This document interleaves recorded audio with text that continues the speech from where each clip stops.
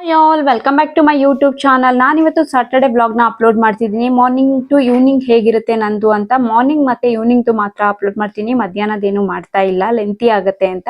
ಬೇಗ ಎದ್ದು fresh up ಆಗಿ ಬಿಸಿನೀರೆಲ್ಲ ಕಾಯೋದಕ್ಕೆ ಇಟ್ಟು ಮ್ಯಾಟ್ ಎಲ್ಲ ಬ್ರಷ್ ಮಾಡ್ಕೊಂಡೆ. ಹಾಗೆ ಮುಖಕ್ಕೆ ಸ್ವಲ್ಪ ಸ್ಕಿನ್ ಕೇರ್ ಮಾಡ್ಕೊಳ್ಳೋಣ ಅಂತ ಮುಲ್ತಾನ್ ಮುಟ್ಟಿ ಹಾಗೆ ತಲೆಗೆ ಒಂಚೂರು ಆಯಿಲ್ ಎಲ್ಲ ಅಪ್ಲೈ ಮಾಡಿಕೊಂಡು ಮನೆ ಕಸ ಎಲ್ಲ ಕ್ಲೀನಾಗಿ ಕಸ ಹೊಡಿಯೋಣ ಅಂತ ಹುಡ್ಕೋತಾ ಇದ್ದೀನಿ. ಇವತ್ತು ಸಾಟರ್ಡೆ ನಾವು ಮನೆ ದೇವರು ವಾರ ಮಾಡ್ಕೋತೀವಿ. ಹಾಗಾಗಿ ಬೇಗ ಎದ್ದು ಮನೆಯೆಲ್ಲ ಕ್ಲೀನ್ ಮಾಡ್ಕೊಂಡು ಬೆಳಗ್ಗೆನೆ ಮನೆಯೆಲ್ಲ ಒರೆಸ್ಕೋತೀನಿ. ನಂತರ ಸ್ವಲ್ಪ ರಾತ್ರಿ ಬೇಗ ಮಲ್ಕೊಂಡಿದ್ದೆ, ಹಾಗಾಗಿ ಸ್ವಲ್ಪ ಪಾತ್ರೆಗಳು ಉಳಿದಿತ್ತು, ಅದನ್ನ ವಾಶ್ ಮಾಡಿಕೊಂಡು ಸಿಂಕ್ ಎಲ್ಲ ಕ್ಲೀನ್ ಮಾಡ್ಕೋತೀನಿ. ಇನ್ನೇನು ನನ್ನ ಹಸ್ಬೆಂಡ್ ಕೂಡ ಎದ್ದು ಸ್ನಾನ ಮಾಡ್ಕೊಂಡು ದೇವರು ಎಲ್ಲ ಬೆಳಗ್ತಾರಲ್ಲ, ಹಾಗಾಗಿ ಎಲ್ಲ ಕ್ಲೀನ್ ಇಟ್ಬಿಡೋಣ ಅಂತ ಅಂದ್ಬಿಟ್ಟು ಸಿಂಕ್ ಎಲ್ಲ ಕ್ಲೀನ್ ಮಾಡಿಕೊಂಡೆ. ಅಷ್ಟರಲ್ಲಿ ಹಾಲು ಬಂತು, ಹಾಲೆಲ್ಲ ತೊಗೊಂಬಂದು ಒಳಗಡೆ ಇಟ್ಕೊಂಡೆ. ನಂತರ ಟೊಮೆಟೊ ಹಾಗೆ ಮೊಟ್ಟೆ ಏನೇನು ತರಿಸ್ಕೊಂಡಿದ್ನಲ್ಲ ಅದನ್ನು ಕೂಡ ವಾಶ್ ಮಾಡಿಕೊಂಡು ಕ್ಲೀನಾಗಿ ಅದ್ರದ್ದು ನೀರೆಲ್ಲ ಹೋಗ್ತಿದ್ದಂಗೆ ಅದನ್ನು ಫ್ರಿಜ್ಜಿಗೆ ಸ್ಟೋರ್ ಮಾಡೋಣ ಅಂತ ಅಂದ್ಬಿಟ್ಟು ಮಾಡ್ಕೊಳ್ಳೋಕ್ಕೆ ಅಂತ ಇಟ್ಟೆ. ಮೊಟ್ಟೆನೂ ಕೂಡ ನಾನು ಈ ಥರ ನೀರಲ್ಲಿ ನೆನೆಸಿ ಕ್ಲೀನಾಗಿ ವಾಶ್ ಮಾಡ್ಕೊತೀನಿ. 10 ಮಿನಿಟ್ಸ್ ಆದಮೇಲೆ ಈ ಥರ ಕಾಟನ್ ಬಟ್ಟೆ ಮೇಲೆ ಇಟ್ಟರೆ ಅದ್ರದ್ದು ನೀರೆಲ್ಲ ಹೋಗುತ್ತೆ, ಆಮೇಲೆ ನಂತರ ಫ್ರಿಜ್ಜಲ್ಲಿ ಜೋಡಿಸ್ಕೋಬೋದು. ಹಾಗೆ ಇದೆಲ್ಲ ಮಾಡ್ಕೊಳ್ಳೋಷ್ಟೇ ನನ್ನ ಹಸ್ಬೆಂಡು ಎದ್ದು ಬಾತ್ರೂಮ್ಗೆ ಹೋಗಿ ಸ್ನಾನ ಎಲ್ಲ ಮುಗಿಸ್ಕೊಂಡು ಬಂದಿದ್ರು. ದೇವ್ರ ಪೂಜೆ ಸಾಮಾನೆಲ್ಲ ವಾಶ್ ಮಾಡ್ಕೊಳ್ತಾ ಇದ್ರು. ಅಷ್ಟರಲ್ಲಿ ನಾನು ಹೋಗಿ ಗಿಡಕ್ಕೆಲ್ಲ ಒಂದು ಸ್ವಲ್ಪ ನೀರೆಲ್ಲ ಹಾಕಿ ಬಾಗಿಲಿಗೆ ರಂಗೋಲಿ ಹಾಕೋಣ ಅಂತ ಅಂದ್ಬಿಟ್ಟು ಗಿಡಕ್ಕೆಲ್ಲ ನೀರು ಹಾಕ್ಕೊಳ್ತಾ ಇದ್ದೆ ಬಂದು. ಹಾಗೆ ಗಿಡದಲ್ಲೇ ಹೂವೆಲ್ಲ ಬಿಟ್ಟಿರುತ್ತಲ್ಲ ಇವತ್ತು, ಅದಕ್ಕೆ ನಾವು ಸುಮ್ಮನೆ ದುಡ್ಡು ಕೊಟ್ಟು ತೊಗೊಳೋದು ಬೇಡ ಅಂತ ಗಿಡದಲ್ಲಿ ಬಿಟ್ಟಿರೋ ಹೂಗಳನ್ನೇ ಕಿತ್ಕೊಂಡೆ. ದಾಸವಾಳ ಹೂವೆಲ್ಲ ತುಂಬಾ ಅಂದರೆ ನಮ್ಮ ಮನೇಲಿರೋಷ್ಟು ಪೂಜೆ ದೇವ್ರಿಗಾಗಷ್ಟು ಇರುತ್ತಲ್ಲ, ಅದನ್ನೇ ಇದು ಮಾಡಿಕೊಂಡೆ. ನೋಡಿ ಗಿಡದಲ್ಲಂತೂ ತುಂಬ ಚೆನ್ನಾಗಿ ಸೇವಂತಿಗೆ ಹೂ ಬಿಟ್ಟಿದೆ. ಗಿಡಕ್ಕೆಲ್ಲ ಚೆನ್ನಾಗಿ ನೀರು ಹಾಕ್ಕೊಂಡ್ವಿ ಬೆಳಗ್ಗೆನೆ. ನೋಡಿ ಎಷ್ಟೊಂದು ಹೂ ಬಿಟ್ಟಿದೆ ಅಂದರೆ ನಮ್ಮ ಮನೇಲಿರೋ ಫೋಟೋಸ್ಗೆ ಸಾಕು ಅಷ್ಟು ಬಿಟ್ಟಿದೆ. ಅಲ್ಲಿಂದ ಬಂದು ಬಾಗಿಲೆಲ್ಲ ಒರೆಸ್ಕೊಂಡು ರಂಗೋಲಿಯನ್ನು ಬಿಟ್ಕೊಂಡೆ. ನಾನು ರಂಗೋಲಿ ಬಿಟ್ಟಾದ್ಮೇಲೆ ಮನೆ ಒರೆಸೋದು. ಇಲ್ಲಿ ನೀರೆಲ್ಲ ಆಚೆ ಒಳಗಡೆ ಬರುತ್ತೆ ಅದಕ್ಕೆ.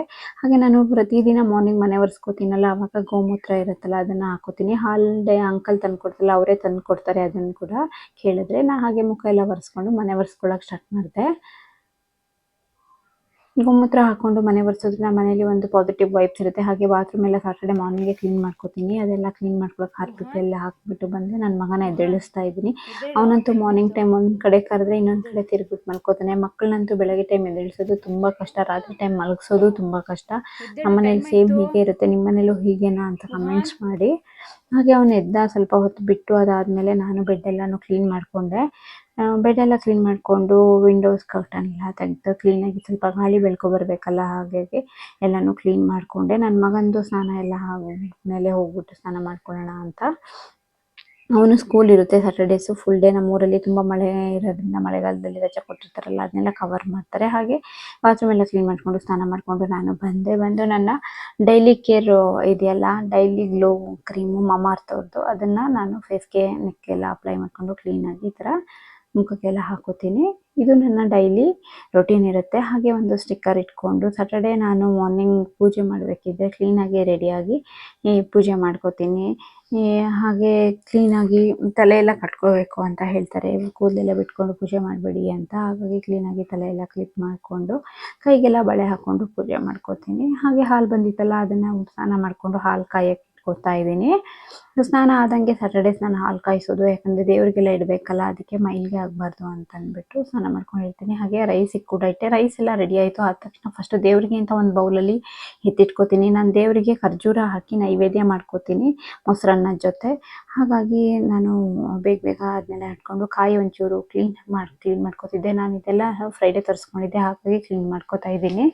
ನಮ್ಮನೇಲಿ ಮಂಡನೆ ಎಲ್ಲನೂ ತಂದುಬಿಟ್ರೆ ಅದೆಲ್ಲ ಮಂಡನೆ ಕುತ್ಕೊಂಡು ಕ್ಲೀನ್ ಮಾಡ್ಕೋತೀನಿ. ಯಾವತ್ತಾದರೂ ಮಧ್ಯದಲ್ಲಿ ಬಂದರೆ ಅದನ್ನು ಸ್ವಲ್ಪ ಕ್ಲೀನ್ ಮಾಡ್ಕೊಳಕ್ಕಾಗಿರಲ್ಲ, ಹಾಗಾಗಿ ಇವತ್ತು ಮಾಡ್ಕೋತಾ ಇದ್ದೀನಿ. ಸಾಟರ್ಡೆ ಅಂತೂ ನನಗೆ ಫುಲ್ ಬ್ಯುಸಿ ಇರುತ್ತೆ. ಮಾರ್ನಿಂಗ್ ಟೈಮು ಮನೆ ಕ್ಲೀನ್ ಎಲ್ಲ ಬೆಳಗ್ಗೆನೇ ಮಾಡಿಕೊಂಡು ಪೂಜೆ ಮಾಡ್ಕೋತೀವಲ್ಲ, ಹಾಗಾಗಿ ಅಷ್ಟರಲ್ಲಿ ನನ್ನ ಹಸ್ಬೆಂಡು ದೇವರವೆಲ್ಲ ಬೆಳಗ್ಬಿಟ್ಟು ಮೊಸರು ಬಾಳೆಹಣ್ಣು ಎಲ್ಲ ಹೋಗಿ ತೊಗೊಂಬಂದರು. ಅದೆಲ್ಲ ಆದಮೇಲೆ ನಾನು ಸ್ನಾನ ಮುಗಿಸ್ಕೊಂಡಿದ್ನಲ್ಲ, ಏನಿದ್ರು ಮೊಸರನ್ನ ಎಲ್ಲ ಚೆನ್ನಾಗಿ ಕಲಿಸ್ಕೊಂಡು ಬಾಳೆಹಣ್ಣಲ್ಲಿ ದೇವರಿಗೆ ನೈವೇದ್ಯಕ್ಕೆ ಮಾಡಿಕೊಂಡೆ. ನಾನು ಈ ಥರ ಪಚ್ಚಬಾಳೆಹಣ್ಣಿಂದ ದೇವರಿಗೆ ಹಣ್ಣು ತುಪ್ಪ ಮಾಡ್ಕೋತೀನಿ. ಹಾಲು ಜೇನು ತುಪ್ಪ ಸಕ್ಕರೆ ಹಾಕಿ ಹಣ್ಣು ತುಪ್ಪ ಮಾಡ್ಕೋತೀನಿ. ಈ ತುಪ್ಪನ ನಾನು ಸಪ್ಪೆ ತುಪ್ಪ ನಾನೇ ಮನೇಲಿ ಕಾಯಿಸ್ಕೋತೀನಿ. ಬೆಣ್ಣೆ ಬರುತ್ತಲ್ಲ, ಆ ಬೆಣ್ಣೆ ತಗೊಂಡಾಗ ಬೆಣ್ಣೆ ಮಾಡಿಟ್ಕೊಂಡಾಗ ಬರೀ ಪ್ಲೇನ್ ಬೆಣ್ಣೆಯಿಂದ ಮಾಡ್ಕೋತೀನಿ. ಹಾಗೆ ಹೊಸದಾಗಿ ಕಾಯಿಸ್ಕೊಂಡಿದ್ನಲ್ಲ ಹಾಲು ಫ್ರೆಶಾಗಿ, ಅದಕ್ಕೆ ಸಕ್ಕರೆ ಹಾಕಿ ದೇವ್ರಿಗೆ ಇಡ್ತೀನಿ. ಹಾಗೆ ಅಷ್ಟರಲ್ಲಿ ನನ್ನ ಹಸ್ಬೆಂಡ್ ಪೂಜೆಗೆ ಹೂವೆಲ್ಲ ಇಟ್ಟು ಕುಂಕುಮ ಇಟ್ಟು ರೆಡಿ ಮಾಡ್ತಿದ್ರು. ಮಗು ಬೇರೆ ಸ್ಕೂಲ್ಗೆ ಹೋಗ್ಬೇಕಲ್ಲ, ಬೇಗ ಬೇಗ ಲೆಮನ್ ರೈಸ್ ಮಾಡಿಕೊಂಡೆ ನಾನು. ಅಷ್ಟರಲ್ಲಿ ಕುಂಕುಮ ಇಟ್ಟು ಹೂವಿಟ್ಟು ಒಂದು ರೌಂಡ್ ಪೂಜೆ ಆಗಿತ್ತು. ನಂತರ ನಾನು ಮಾಡಿಟ್ಕೊಂಡಿರೋ ಪ್ರಸಾದನೆಲ್ಲ ತೊಗೊಂಬಂದು ಇಲ್ಲಿ ದೇವ್ರ ಹತ್ರ ಇಟ್ಕೋತೀನಿ. ನನ್ನ ಮಗ ಅಷ್ಟರಲ್ಲಿ ಸ್ಕೂಲ್ಗೆ ಹೊರಡ್ತಾನೆ ತಿಂಡಿ ತಿಂದು. ಅದಾದ ನಂತರ ಎಲ್ಲ ಹಣ್ಣು ತುಪ್ಪ, ಮೊಸರನ್ನ, ಬಾಳೆಹಣ್ಣು, ತೆಂಗಿನಕಾಯಿ ಎಲ್ಲ ತೊಗೊಂಬಂದು ದೇವ್ರಿಗೆಲ್ಲ ಪೂಜೆ ಮಾಡ್ಕೋತೀನಿ. ಸಾಟರ್ಡೆ ಮಾರ್ನಿಂಗ್ ಎದ್ದು ಬೇಗ ಕೆಲಸ ಎಲ್ಲ ಮಾಡಿ ಪೂಜೆ ಮಾಡಿ ತಿಂಡಿ ತಿನ್ನೋದ್ರಲ್ಲಿ ಎಷ್ಟು ಖುಷಿ ಸಿಗುತ್ತೆ ಅಂದರೆ ಅಷ್ಟು ನೆಮ್ಮದಿ ಸಿಗುತ್ತೆ. ಪೂಜೆ ಎಲ್ಲ ಆಯ್ತಲ್ಲ ಕ್ಲೀನಾಗಿ ಅಂತ. ಹಾಗೆ ಪ್ರಸಾದ ಎಲ್ಲ ಇಟ್ಟು ನಾನೇ ಕಾಯೆಲ್ಲ ಒಡೆದು ಪೂಜೆ ಮಾಡಿ ಎಲ್ಲರಿಗೂ ಮಂಗಳಾರತಿ ಕೊಡ್ತೀನಿ. ನನ್ನ ಮಗ ಪಾಪ ಅಷ್ಟರಲ್ಲಿ ಹೋಗಿರ್ತಾನೆ ಸ್ಕೂಲ್ಗೆ. ಸಂಜೆ ಬಂದ ತಕ್ಷಣ ಸಾಟರ್ಡೆ ಮನೆಗೆ ಬಂದ ತಕ್ಷಣ ಅವನು ಪ್ರಸಾದನೇ ಕೇಳ್ತಾನೆ. ಪ್ರಸಾದ ಇಟ್ಟಿದೆಯಲ್ಲ ಕೊಡಮ್ಮ ಅಂತ ಕೇಳ್ಬಿಟ್ಟು ತಿಂತಾನೆ. ಅಷ್ಟು ಇಷ್ಟ ಅವನಿಗೆ ಸಾಟರ್ಡೆ ಮಾಡೋ ಪ್ರಸಾದ, ಪೂಜೆ ಎಲ್ಲ.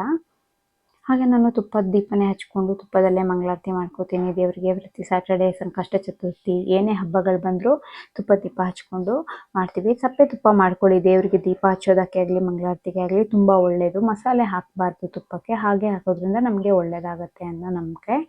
ಹಾಗೆ ಪೂಜೆ ಎಲ್ಲ ಮುಗಿಸ್ಕೊಂಡೆ.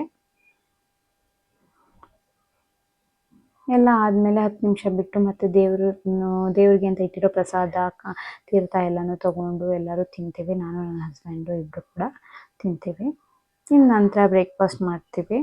ಚಿತ್ರಾನ್ನ ಮಾಡ್ಕೊಂಡಿದ್ನಲ್ಲ, ಲೆಮನ್ ರೈಸ್ ತಿನ್ಕೊಂಡು, ಲೆಮನ್ ರೈಸ್ ಆದ ತಕ್ಷಣ ಕಾಫಿ, ದೇವ್ರಿಗೆ ಇಟ್ಟಿರೋ ಹಾಲಲ್ಲೇ ಕಾಫಿ ಮಾಡ್ಕೊಡ್ತೀನಿ. ಸ್ಟ್ರಾಂಗ್ ಕಾಫಿ ಮಾಡಿಕೊಂಡು ಕಾಫಿ ಕುಡ್ಕೊಂಡು ಎಲ್ಲ ಆದ ನಂತರ ಇವತ್ತು ತೆಗೆದಿರೋ ಮ್ಯಾಟ್ಗಳನ್ನೆಲ್ಲ ಮತ್ತೆ ತೆಗೆದು ಹೊಸ ಮ್ಯಾಟ್ ಹಾಕಿರ್ತೀನಲ್ಲ, ಹಳೆ ಮ್ಯಾಟ್ನೆಲ್ಲ ನೆನೆ ಹಾಕ್ತಾ ಇದ್ದೀನಿ. 1 ಅವರ್ ಅಥವಾ 2 ಅವರ್ಸ್ ಬಿಟ್ಟು ಇದನ್ನೆಲ್ಲ ಮಿಷಿನ್ಗೆ ಹಾಕೊಳ್ಳೋಣ ಅಂತ ಎಲ್ಲ ಕ್ಲೀನಾಗಿ ನೆನೆ ಹಾಕೋತಾ ಇದ್ದೀನಿ. ಇವತ್ತಿನ ಬ್ಲಾಗಲ್ಲಿ ಮಾರ್ನಿಂಗ್ ಎಷ್ಟು ಬ್ಯುಸಿ ಇರ್ತೀನಿ, ಆಮೇಲೆ ಈವ್ನಿಂಗ್ ಹೇಗಿರುತ್ತೆ ಅಂತ ತೋರಿಸ್ತಿದ್ದೀನಿ. ಹಾಗೆ ನನ್ನ ಕೆಲವೊಂದು ಸ್ಯಾರಿ ಬಟ್ಟೆಗಳನ್ನೆಲ್ಲ ವಾಶ್ ಮಾಡ್ಕೊಳ್ಳೋಣ ಅಂತ ಸಪ್ರೇಟಾಗಿ ಕೈಯಲ್ಲಿ ನೆನೆ ಹಾಕೋತಾ ಇದ್ದೀನಿ.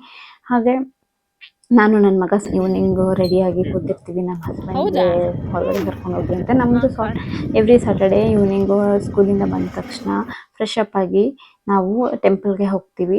ಇಲ್ಲಿ ಆಂಜನೇಯ ಟೆಂಪಲ್ ಇದೆ ನಮ್ಮೂರಲ್ಲಿ, ಅಲ್ಲಿಗೆ ಹೋಗಿ ಅಲ್ಲಿಂದ ನಂತರ ತಿರುಪತಿ ಟೆಂಪಲ್ ಇದೆ.